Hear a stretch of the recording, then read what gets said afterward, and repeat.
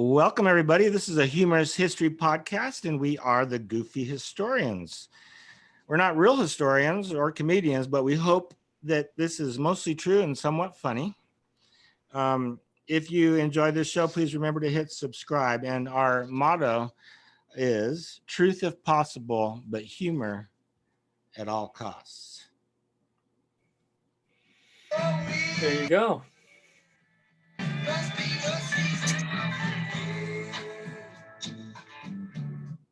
Today, we're going to talk about witches, specifically witches in the Southwest in New Mexico. I'm going to say this up front in case I forget it, but I guess it turns out that there are consequences for believing in superstitious bullshit. But before we get into any of that, let's do a little brief history of New Mexico, because it is kind of interesting. So before in the 13th century and before that, the Pueblo Indians were alive and well. Around 1500s, early 16th century, the Spanish conquistadors arrived in New Mexico. 1680, we're jumping a little bit, but that was the Pueblo Revolt. And that's when the Pueblos kicked the Spanish colonials out of their territory, chased them all the way to El Paso, and they were gone for like 12 years. 1692 is a date, they call it the Reconquest. It wasn't so much as a reconquest as a kind of a let's meet you halfway kind of thing, because they didn't go back in and like start a war again. They kind of were willing to work with them, meet them halfway. 1760s, the 1700s, if you think about it, this is the time in the colonial times in the East, with the American Revolution. But in New Mexico, it was the time when New Mexico was, the edge of the frontier. And there was this character we're going to talk about in some detail. His name is Father Toledo. And in 1760, he's famous for this Abiquiu witch trial. There was 3 parts of it, and it went on for quite a while.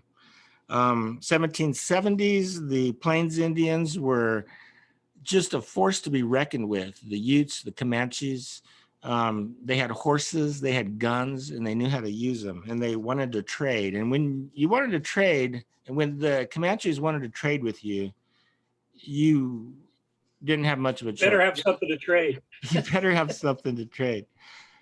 As I was saying, it was like Matthew Perry going to Japan and saying, hey, how about let's trade? There was no choice. In fact, let's tell that story, because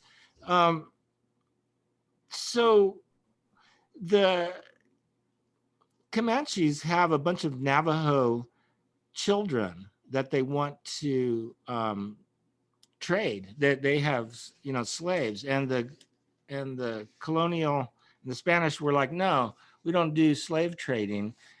And what they did was they beheaded all these children. And then the Spanish were like, holy moly, we can't do that. And that's when they decided that they would go ahead and trade with them, buy the detribalized Indians and Native Americans, and they created a separate group that we'll talk about in a minute. And I have trouble pronouncing it, but it's, what is it? Genízaro. Genízaro, yeah. Moving along on our timeline, 1821, Mexico becomes independent from Spain. And then, like 29 years later, they lose New Mexico. 1850, New Mexico becomes a U.S. territory, and it stayed a U.S. territory all the way until 1912. So you think about it, New Mexico wasn't a state. Of course, it wasn't a state during the Civil War, but it wasn't a state during the Spanish-American War. And you said, well, of course not. The Mexican War. Yeah, well, of course not the Mexican War. The Spanish-American War. Yeah, it was out there. It was either part of the Spanish Empire or part of it was Mexican a territory. Empire. It wasn't a state. It was a territory. Um, but I guess we can jump right into witches because that's the subject. And witches, it's not like we're expert on witches. People aren't going to come to us and say, "Oh, you're an expert on witches." The only people that can be an expert on witches Or witches. are witches, right? But witches have been around forever. Um, the first mention, I think, maybe was in the Bible, in the book of Exodus. Um, but witchcraft in New Mexico was uniquely different from all the European flavors. They were a mix of Native healing, sorcery, and then later the Western devil stuff.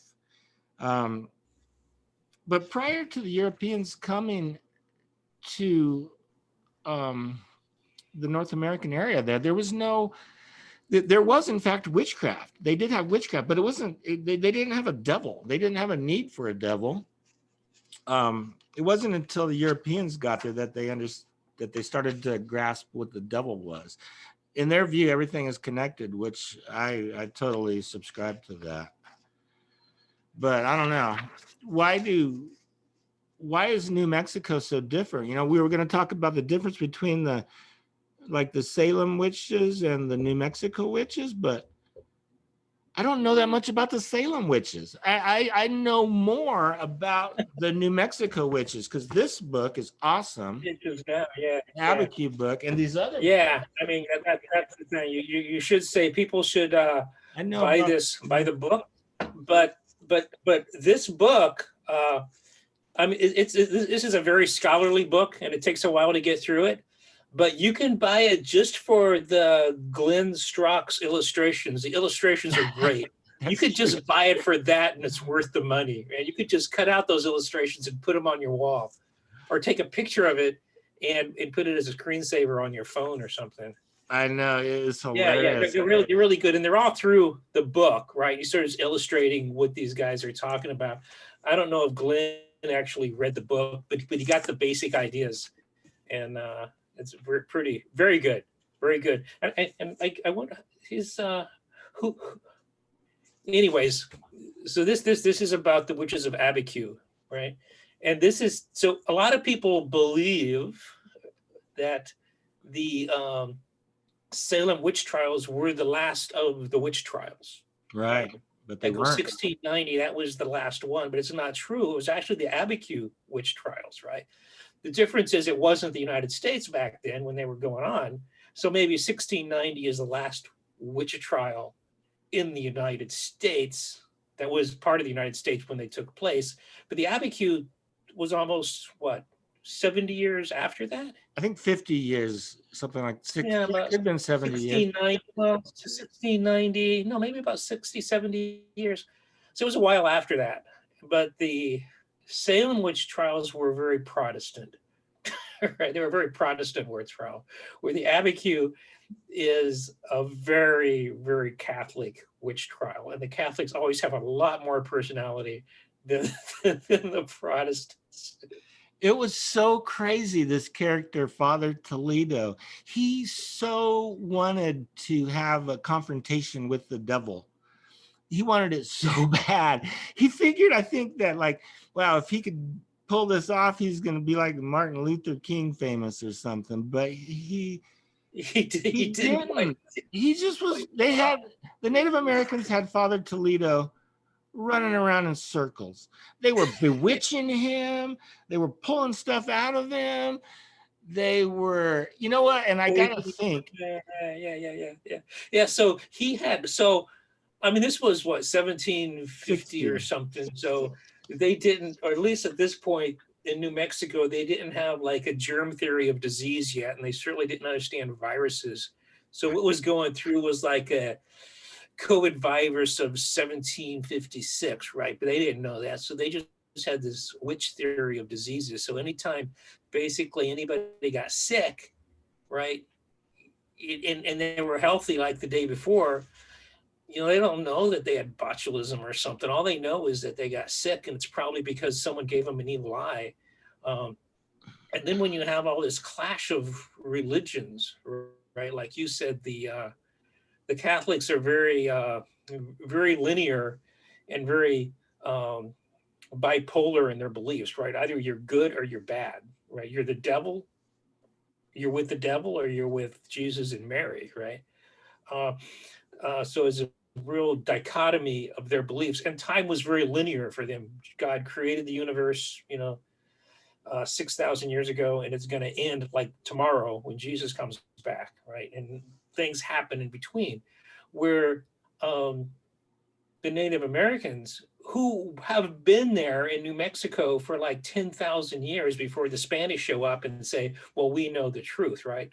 So in those 10,000 years, they've developed their own belief systems, which was more in harmony, cyclical. Time isn't linear, time is cyclical. It's not, you don't have this dichotomy between good and evil. Everything's related, right? Everything's sort of harmonious, all about maintaining balance. So, and they spoke different languages, right? So they couldn't translate, the Latin, the dichotomy you see in the Catholicism to this general. They didn't have a concept of sin in these Indian languages, right? They didn't have a concept of the devil, right? They have a mischief maker in the coyote or something, but they had no concept of a devil, right? So how you can have witchcrafts without devils, sort of bedeviled the Catholics, right? so so that was sort of the clash. And let's say a little bit about the Pueblos, right? So the Pueblos of New Mexico. So what's interesting about New Mexico, it is sort of an in-between zone of so many cultures, right? In one sense, you have like the Aztecs, who had a very advanced civilization, and the Mayans, right, in Mexico, below them. And above New Mexico, you have the Comanches and the Utes, right? Actually, Utah comes from the Indian tribe Ute. Wow. I didn't know that. Did you know that? I didn't. Yeah. So there's a little trivia for you. Yeah. So Ute, The Utah is come from the Utes became Mormons. Indian. That's what you're saying? No, The Utes became I Mormons? think the Mormons killed all the Utes. There's not too many Utes left. Damn But it. if you go on Google, you can get Utes and they'll still try to talk to you. But the Pueblos were sort of, that actually means village. So they weren't living in these big cities, but they actually had condominium type.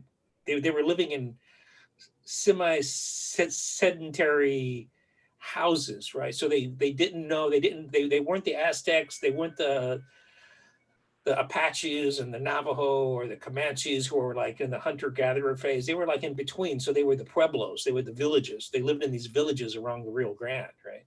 And they were developed, but they weren't like one people. They actually spoke 6 different unintelligible languages in 3 different language families, right? But if you're coming up from New Mexico as a priest, right, you don't understand any of them. You don't even understand that there's 6 different languages, right? So when it first happened, they were trying to, so they come in there, read this proclamation that you have to become Catholic, and if you don't become Catholic, we're going to make you slaves, right? We're going to take your land, and it's going to be all your fault.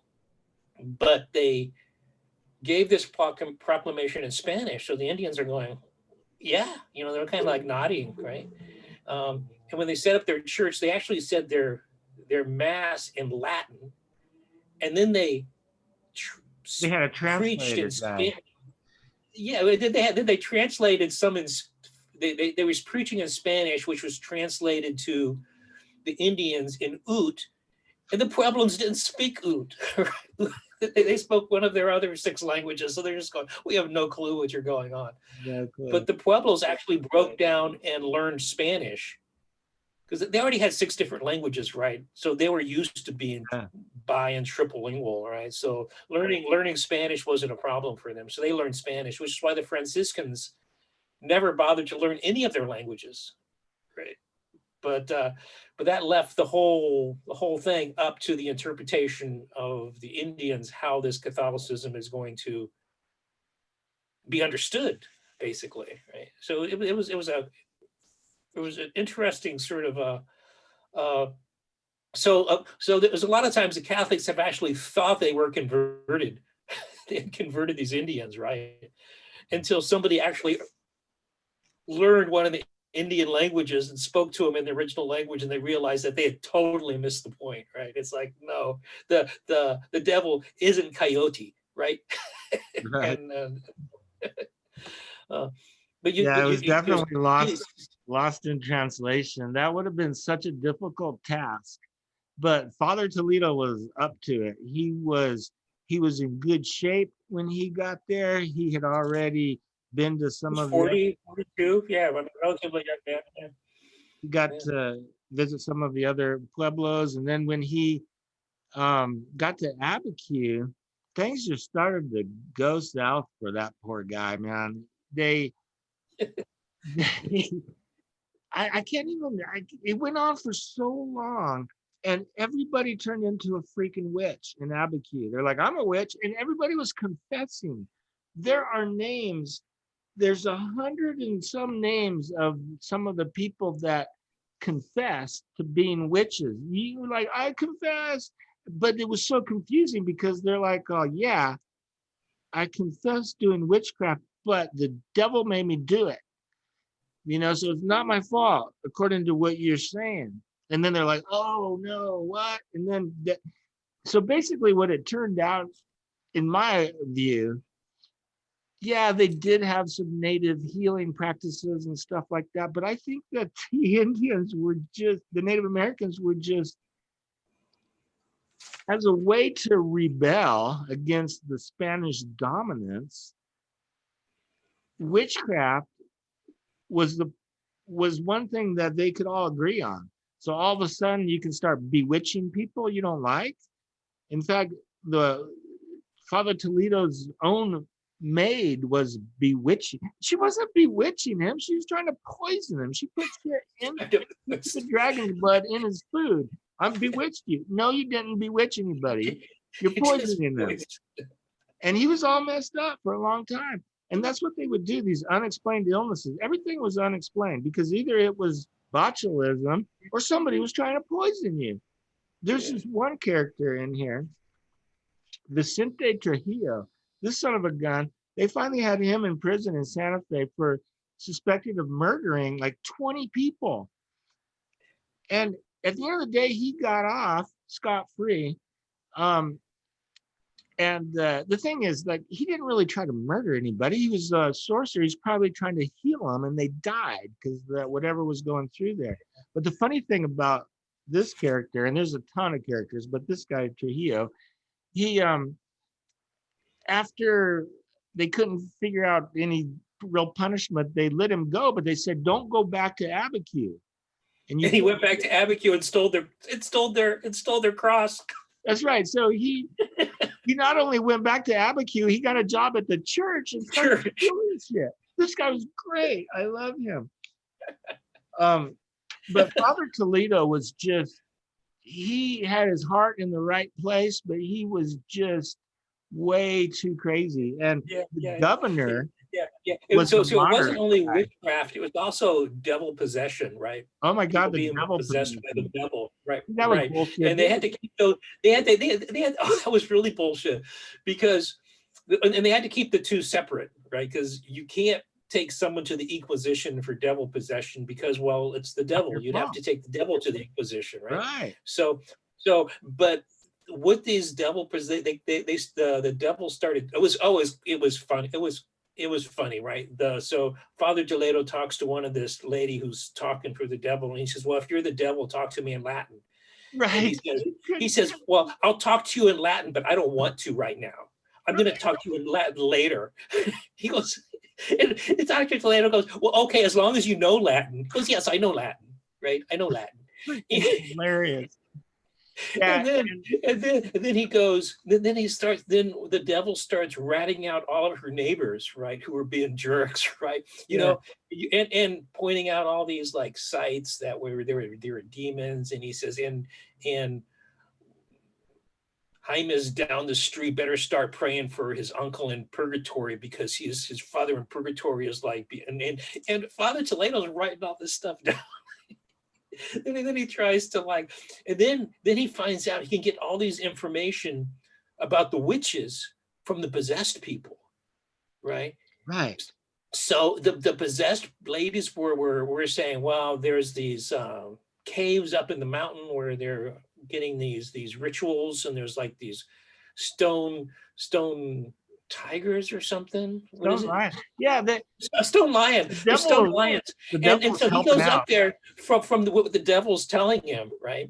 And he goes up there to the cave, and there's a stone lion, and then he exorcises the demon from the stone lion and that was like the devil, maybe. So anyway, it gets to the point where he writes all this stuff up about the demons in the being possessed by these ladies, and the demons telling him that where to find the witches, and they write it all up, and he sends it to the Inquisition in Mexico City. They're And the not buying Mexico it. Cities, they don't want to have anything to do with the possessions. I go, no. First of all, the devil's not going to tell you when speaking to a possessed person where their idols are, right? Right. That makes no The sense. devil's so damn helpful. The devil's been way too damn helpful. Oh my God. But Toledo, and then he like got him down and sprinkled water on him, and and then there's this but he had a great, just like his disease theory of witchcraft. He had like a periodic table of demons, right? Like it wasn't just like generic demons like you would think like with Pentecostals, right? These guys had names, right? And one of them was really great. His name was Diablo Cuelo, right? And which means the little crippled, right? Right. And somehow he's the only demon that actually got kicked out of hell by the other demons, right? Because he was so annoying. I can see that. It's like even hell didn't want him. So he was the first. This Diablo Coelho was the first one to get kicked out of heaven because God couldn't. Not that he was bad, just that he was annoying, and they kicked him down to hell. And then he was down there first, and then when the other demons came down after the fall, they were annoyed with him too, so they kicked him out, and he got put onto earth. And he was now that was possessing these women, telling him where maybe that's why, because he was this mischievous devil who was telling on the other devils. Maybe. I mean, that makes sense, right? But it got so crazy because it got to, so Father Toledo was a complete lunatic by the end of that. The governor, Tomas, I don't know how to pronounce the name, Capuchin or something like that. He was cool. He was so moderate. He's like, no, I'm not buying any of this stuff, Father Toledo. So he yeah, sent he was like, yeah, when he talked about the possession, he goes, well, he did the same thing that the Inquisition says. Devils aren't going to tell on themselves, right? They're not going to tell you where the witches are. So, but he said, I'll tell you what, I'm writing this up and we're sending it to Mexico, to the Inquisition in Mexico, and we'll let them deal with it. And they dealt with it for like 10 years trying to figure out, because this Father Toledo just didn't write like 5-page reports. He wrote like 50-page reports. Yeah. And these people in Mexico had to like read this and figure it out. And then finally they says, we don't really think these ladies are possessed. We think we're going to bring up Father Toledo to be questioned by the Inquisition, right? He says, but we're going to send this over to Spain, which is so different from the Salem witch trial, which was Protestant and very local, right? It was a very local. They handled it within their little sect, where Catholicism is more universal, right? They had this whole system of they had like Father Toledo, and then they had Capuchin, and then they had the people in El Paso, and they had the people in Mexico City, and then they had the people in Spain, and then they had the Pope. They had all this whole system they could draw off of. But New Mexico was like at the very, very edge of the Catholic world, right? Right on the edge, right? I mean, after them, you got the Apache. You have the Apaches, right? The Comanche and the Utes, right? Which was the uncivilized open warfare. Yeah. That's what they call it, open warfare. So nobody wanted to go there, right? I mean, that was that was after the great Catholic expansion, when Coronado and La Salle were like screwing up the Native Americans in North America. Spain was still at its height, and Catholicism was still at its peak, right? By this time, the Protestant Reformation had happened, right? The Holy Roman Empire had broken up into parts, right? Spain was separated from Mexico, and now New Mexico is having troubles with Mexico. The whole thing was just disintegrating. And there's so Toledo and Abiquiu was like least. Yeah. They were like trying to hold on to the center. They could care less about what's happening in Abiquiu, right? Yeah, it's funny when it did get to Mexico City, the dude over there is like, he spent years. They were like, they couldn't figure out whose jurisdiction it was first. They're like, oh, should this be Durango, El Paso, Mexico? They couldn't. Who's That's right. Who's and then after that, they're like, oh, is this? is this a civil Is it crime? the Inquisition or is it a civil offense? Is Is it because then you civil or could still criminal? try witches as a civil defense, right? Yeah. But that was only when it was part of Mexico, which was part of Spain. But now maybe it's not a civil thing. But that's what Capuchin said. It's civil. I'll take care of it. Yeah. Right? Toledo, just I'll take care of this. Right? And he goes, okay, you take care of the witches, right? You take, and he sent the his first thing down about the possessions. He says, I don't think these are real possessions. Doesn't make any sense to me that the devils would be, ratting each other out.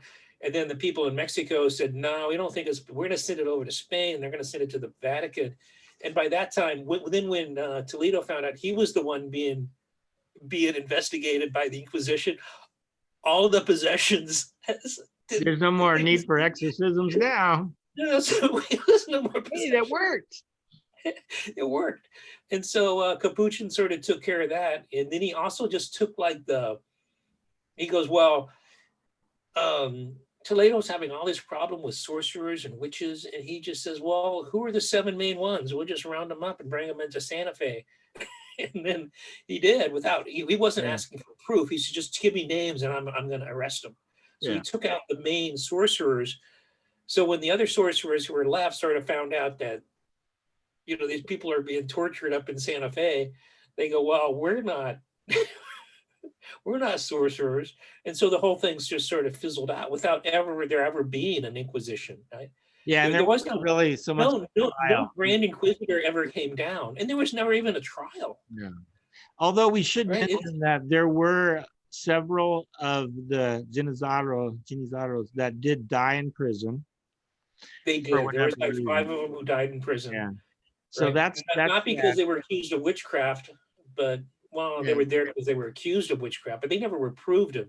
And they were not tortured in Santa Fe prison. They weren't tortured. In fact, some of them were working for the governor. Yeah, because the governor didn't want to get all these sorcerers up here and have this good labor go to waste, so he had him help him build his house. Right. He had them helping them. So that was so crazy. So it kind of fizzled out. The worst of the punishment, let's talk about because in Salem, they burned like 12 people, and one of them. Well, they hung them, right? They didn't burn them. Catholics were into burning witches. Like a dozen people died in Salem. Yeah. They so died. in New Mexico, here's what happened. So in New Mexico, one lady, and this lady was crazy. She was like interrupting Father Toledo's sermon. Church, She was just running amok. So what they did to her was they stripped her to the waist. They put honey all over her and feathered her. Oh no, that was the other one. But one lady got honey and feathered, and one lady got tied to the wheel. That was it. No, that was Trujillo guy. Maria Trujillo, who was the wife of she was the one who was actually trying to poison Toledo. And they put her with another Catholic family afterwards. They go, don't do that anymore. She goes, I'm not doing it anymore.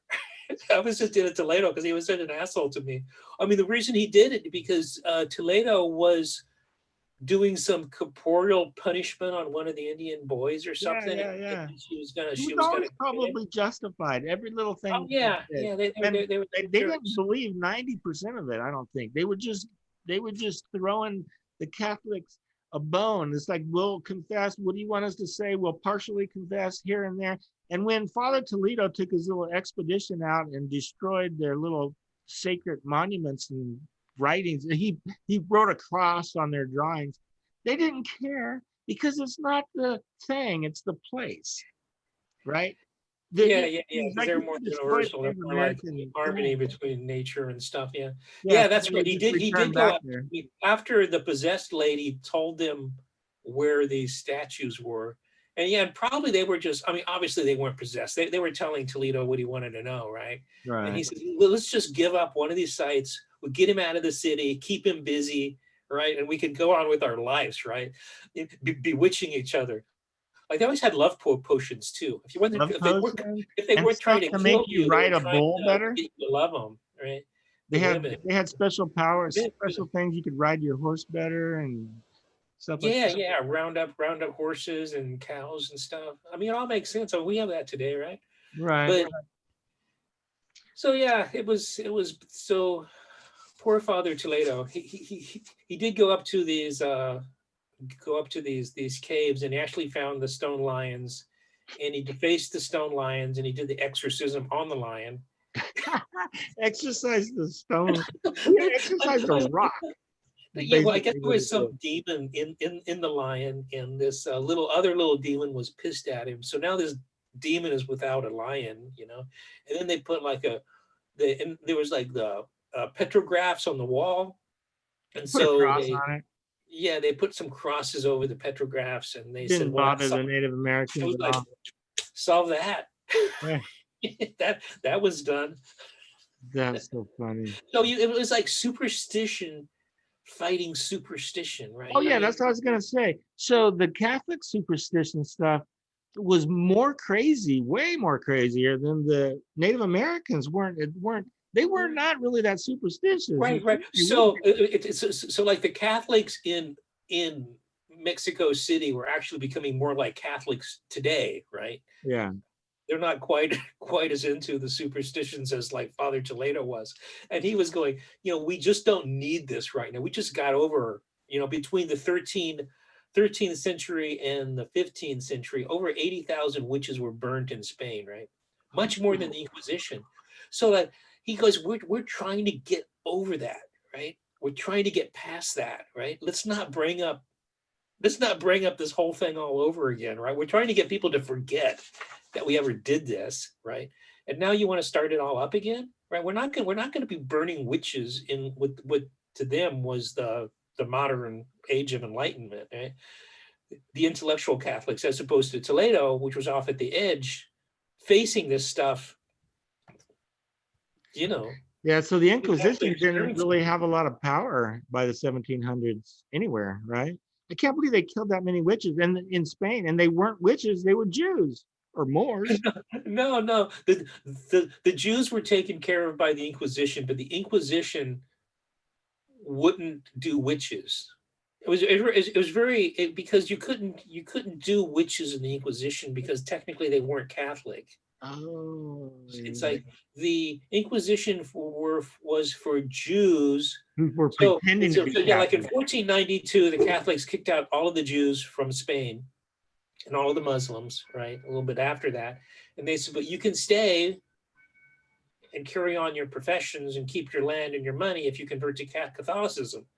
And they go, well, yeah, sure, I'm Catholic, no problem. Yeah. But they weren't, so they went to mass and then they went home and had their little home synagogues, and that's what Isabel and Ferdinando hated, and that's when they got the Catholic Inquisition to root out these mudbloods. They called the converted Jews and the converted. Yeah, That but was what's then bad is that even if you converted, you were never on the same level as a original Spanish. Catholic. But this is 200 years later, so the Yeah, this is Inquisition 200 years doesn't later. have So any they're power getting anymore. over this. They're evolving. One thing you say about Catholicism is that it Does evolve. evolves, it adapts, right? It adapts over time. So they were trying to adapt, and they were thinking Father Toledo was like drawing them backwards into this bad old time of superstitions and witches, and then witches don't even exist, right? So it was kind of so basically Toledo was out there on his own He on sure the was, edge. and it was hard to get priests. The first they had this thing, well, all the priests got to learn the native languages, yeah, that's not going to happen. They couldn't get priests to go there. They had to force people to go there. They had to force the Spanish elite to go there and be mayors of their own land grants. And that's what Abiquiu was a land grant. It was interesting the way the governors doled out these land grants for every, you know, 8 or 9 land grants that were given to Spanish elite. They give 1 or 2 to the pueblos or the Janzarians. Wow, wow. Well, so there's the Pueblos, which are the actual Indians, right? And they're still there. They got their land grants. They're like um, the The Zuli, grandfathered some of the in. other ones. Yeah, yeah. So they still have their land grants and they're protected, right? That's one of the things is that the Inquisition could not persecute Native Americans. They could only persecute Spanish. But the Geniceros were like one of the, it's like it was almost like a commerce thing. They the Comanches and the Apaches and the Utes, they sort of went and they kidnapped people from other tribes, and then they sold them back. It was sort of this whole little commercial thing going on, Yeah. which wasn't acceptable for them. I mean, you steal my people, and then I'll steal your people, and then we'll trade some horses, and we'll get our people back, or they become incorporated into your tribe, to sort of get the genetic pool more and more evenly distributed. But the Spanish didn't understand that they had this whole system set up. Just because you kidnap somebody, it wasn't like kidnapping. It was part of their commercial system. It was they were gonna get back to their own people, or they were going to be traded to another people.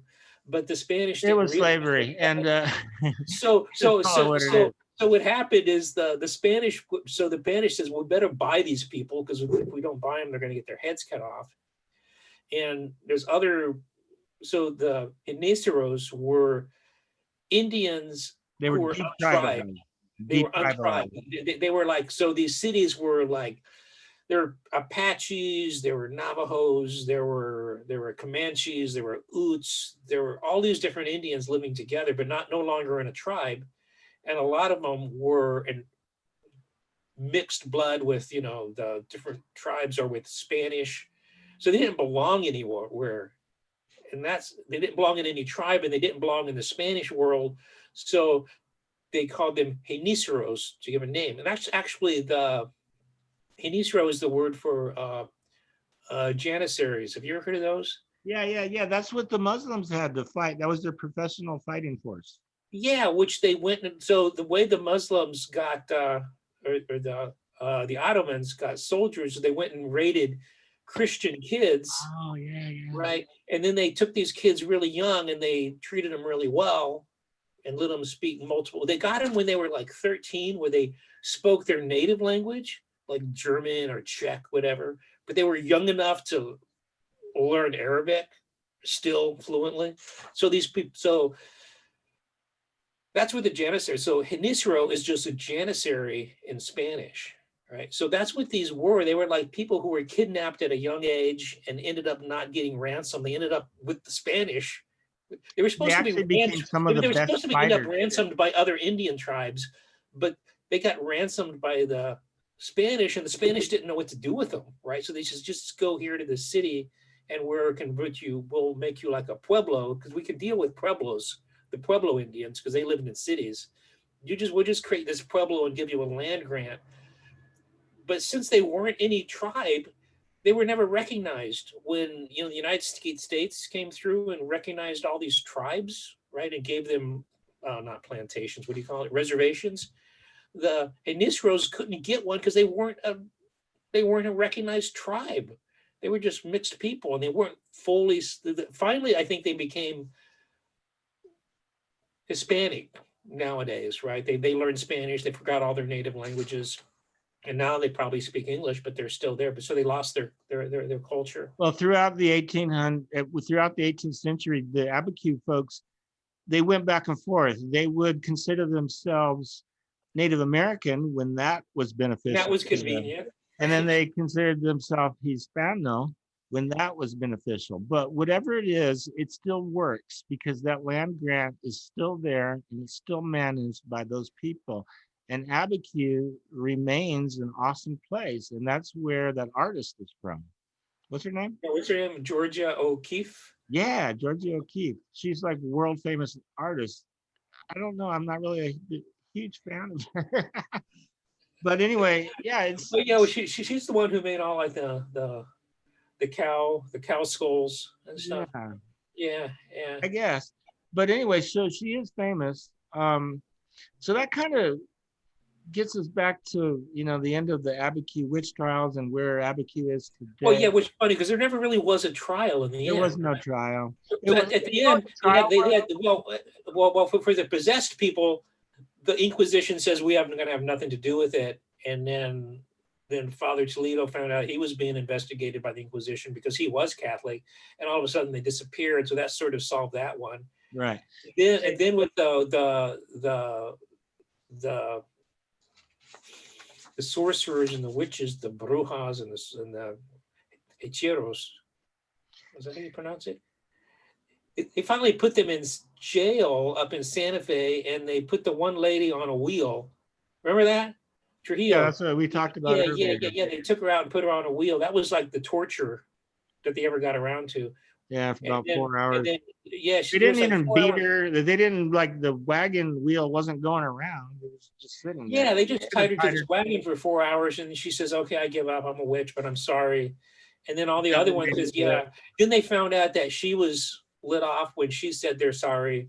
So the wizards that were left all said they're sorry and they want to become Catholics. And uh, the governor, uh, I forgot his The name. Buchan or whatever. But Yeah, so if you but could Puccini call it says, a "Okay, you guys can go back to you guys can go back to your so if lives." you here's it doesn't qualify for a trial. But you know what? It does. There was a lot of legal ramblings back and forth, and there were people questioned and cross-examined, and they were, acting in their own defense from time to time. But it wasn't a trial, and it was over, and they were pretty happy. So that's witches in Abiquiu. Now, New Mexico and witches in the Southwest, it gets ridiculous. There's these other books. You can Oh look yeah, at this one, yeah, and it's that just absurd. It's just absurdness. It's like people, you know what? You're on an acid trip. That didn't happen. Um, and there's just on and on and on, and there's thousands of these documented witch stories in New Mexico. And why? Because it's a rural state, and people in general, I think we talked about this. yeah, like they had yeah, There's like not they a human on the planet that doesn't have some kind of weird superstitious belief. We talked about it before. Are you going to wear Jeffrey Dahmer's jacket? No, it's creepy. Why? Because it's fucking mystical. So nobody is immune to believing superstitious shit. Everybody does it. But I'll tell you what, in New Mexico, it is ubiquitous. There's not a family that has been here for more than 3 or 4 generations that have dozens of crazy stories of phenomenon, and we see stuff, and you know what, and it's kind of like the UFO bullshit. People clearly believe that they've been abducted. You can put them on a lie detector test and they will freaking pass it. Here's what I got to say to those people. We need hard evidence, right? So you're abducted. Next time you get abducted, steal a pen from the fucking spaceship. Still a paper clip. We need more than a blurry picture like Bigfoot. You know what? Bigfoot is blurry. Maybe Bigfoot is just looks blurry. Maybe he is blurry. You know what? Superstition is not harmless. It's not. You know what? And people, and it's so easy to fall into that. Here's one. You know what? Every time I get pissed off at somebody, something bad happens to them. Wow, I must have some kind of power. No, you don't. That person, something bad happened to them after you got pissed because they piss everybody off because they're a bad person. It doesn't. You don't have superpowers. You know what? People got to stop. You know what? Maybe there is.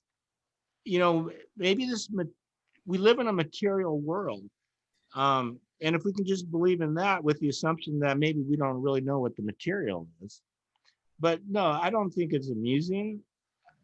It's stupid.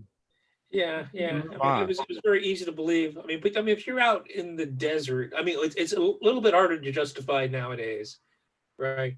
I mean, but even today, Mexico is at the very edge of civilization, right?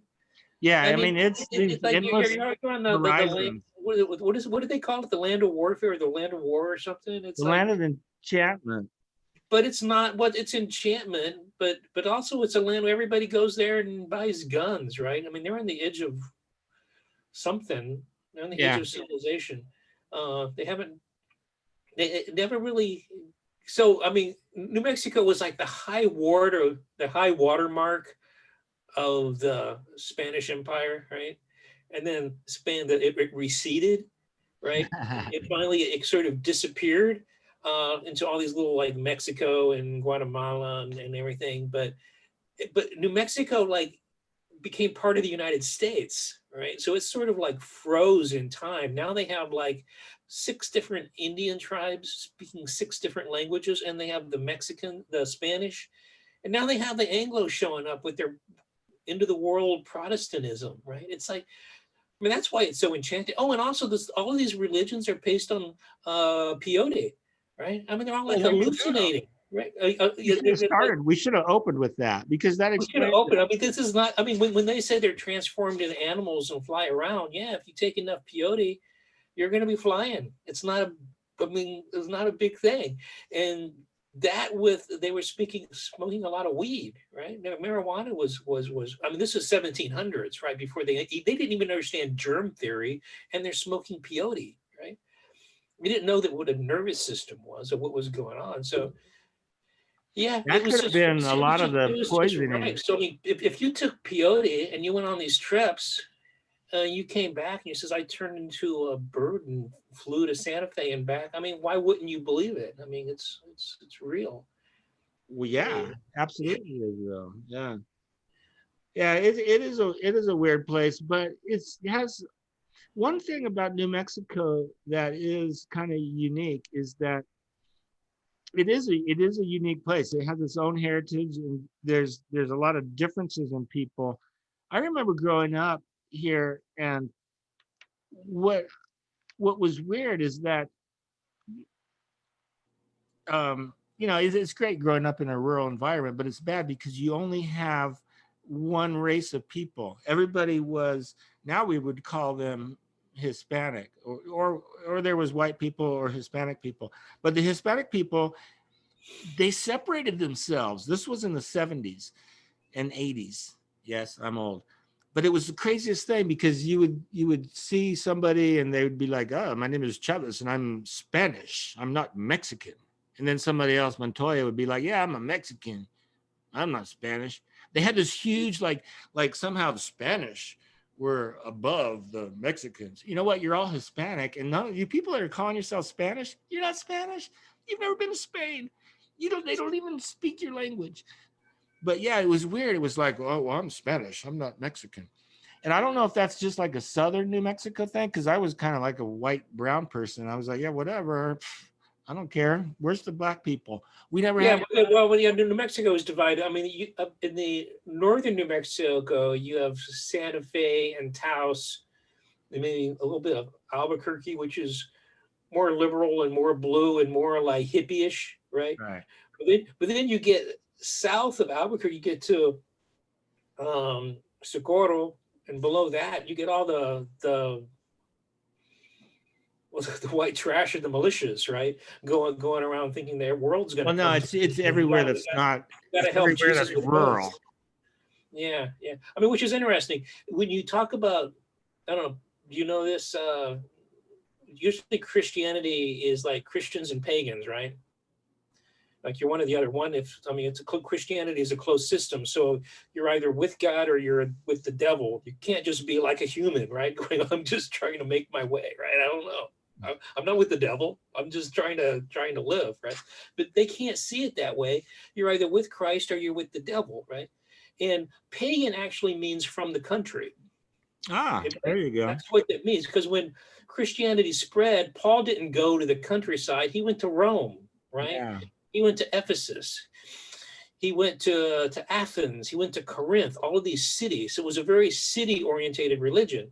So the early Christians were all city people, and everybody outside of the city were pagans. They were the people in the village, right?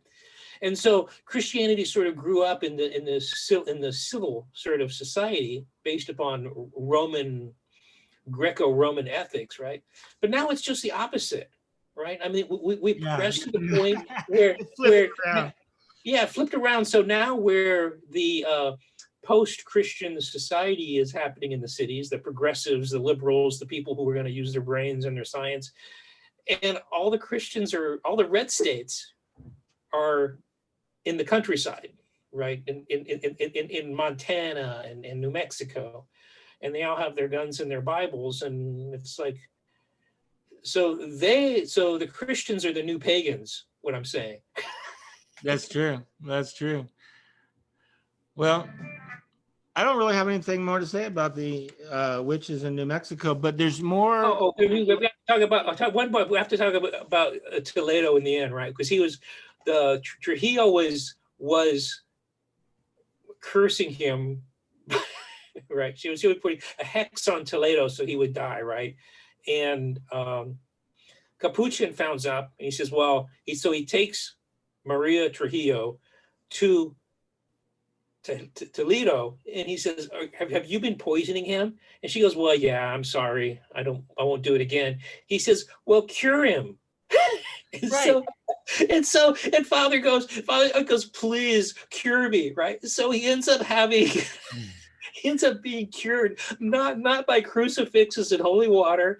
He ends up being cured by by being unhexed by a witch. That's right. So that's right. He was cured. That's so crazy because he couldn't get any cure anywhere else. He had to go to a witch to get cured finally. That's crazy. And it was instigated by Capuchin, the governor, who actually took her down to him. He says, "Okay, we're going to sit in one room. You guys are going to figure this out." And the cure is bullshit too, because this dragon blood. It was the same thing that she had poisoned him with, but now she's going to rub it on the outside of them. Right, to take it out, but apparently it worked, right? It's sort of a placebo effect. Yeah. So he was happy, and she goes, "Well, what's going to happen to me?" She says, "We're just going to put you with another Spanish." I would not want her for my cook, right? You know, and they says, "Well, why didn't you get a new cook when you was?" Cause he suspected he's the one who sent her up, right? She was one of the ones accused by the Atole Caliente. Oh, that was the lady who was possessed, right? And Atole Caliente in Spanish means hot porridge. So that was her name. Yeah, she gave him some hot porridge, all right. She was a little Miss Hot Porridge, was like the devil through her was accusing everybody. All right. So we can't go this whole podcast without mentioning La Llorona. I don't know if you remember her or not, but anybody that lives in New Mexico she's knows. from all Spanish-speaking countries. Right? You're right. She goes around crying for her kids. She's everywhere. She's waterbound. So I guess because I heard she was in Austin, so I guess she just followed the river down. She has to be near water. Yeah. And she's crying. You can hear her at night. She's looking for her kids. Her kids either drowned or she drowned them or whatever. So everybody knows her. She kind of is a step above all the 15,000 other witch stories because everybody knows her. And the other guy was Gruber. He was the German immigrant that had this. Oh, yeah, Gruber. He was a German. Yeah, he was a German merchant. He had these little pieces of paper he wrote some shit on. He said, if you swallow it, you won't be able to get killed. And he ended up going to prison for a number of years, and he finally escaped, and then he died in the Jornada del Muerto right there below Alamogordo. and there's a big sign there, and so people know about him. But between that and Gruber and Abiquiu, there's just no stopping it. And they go, and you know, and people I know today, whenever they drive by a Catholic church, even though they've never been inside a Catholic church, they'll still do this. You know, so superstition is here. There's nothing we can do about it. But I think we've come to well past our time, and we'll be back next week with another great podcast. Did you have anything else to add, or can we go ahead and close this up? Yeah, just about the sign of the cross. So we do the sign of the cross like this, but Yeah. if you go to the Russian Orthodox, they do it the other way. They do it Really? backwards, right? So when you go into their church, they have like these little pamphlets, so you don't do Tell it you how to wrong, right? do. They go, Whoa. yeah, yeah, you have to do, you have to practice because you're I didn't so, realize I that. don't even know now. But I if you go didn't into realize that like there a were rules. Orthodox church where there's going to be like Christian tourists, they sort of, they're very helpful, right? They say this is how you do it, but this is how we're supposed to do it, so God won't get confused, I'll about be which like, way guess you do what? it. I ain't doing either one. I do. Must be the season of the witch. Must be the season of the witch. All right, we'll be back, everybody. Must be the Yeah, season there's of